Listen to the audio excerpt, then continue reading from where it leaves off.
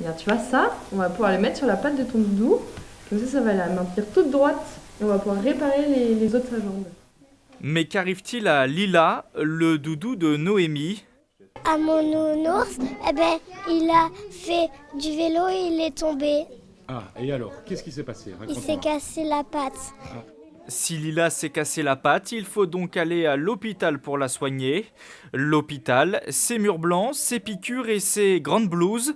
Un lieu qui peut effrayer les enfants et c'est pour contrer ce sentiment qu'un dispensaire provisoire s'est installé à Versailles. Il y a des enfants, quand on leur demande s'ils savent un peu ce que c'est d'aller chez le médecin, l'hôpital et tout ça, ils rattachent beaucoup à des maladies très graves, l'hôpital c'est la mort ou des choses comme ça. Et là on leur montre que finalement non, à l'hôpital il y a plein de gens qui sont soignés, que toutes les maladies ne sont pas graves, qu'aller chez le médecin c'est pas grave.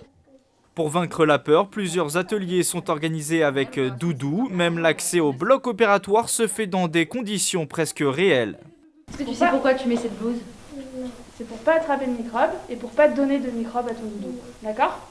Organisée par l'association Poème Solidarité, cette matinée à l'hôpital des Nounours a également une portée pédagogique. Apprendre à bien se brosser les dents ou connaître par cœur les numéros d'urgence, les enfants apprennent en s'amusant et en imaginant. Quand on leur demande ce qu'est le doudou, ils nous trouvent plein de choses, ils écoutent le cœur du doudou et tout, enfin, c'est vraiment génial. Et donc là, ils sont vraiment à l'âge où l'imaginaire va être le plus fort et ils arrivent à se concentrer suffisamment pour que ça fonctionne, quoi. Et pour voir si le tout a bien fonctionné, les étudiants en médecine passeront la semaine prochaine en classe pour prendre des nouvelles des doudous.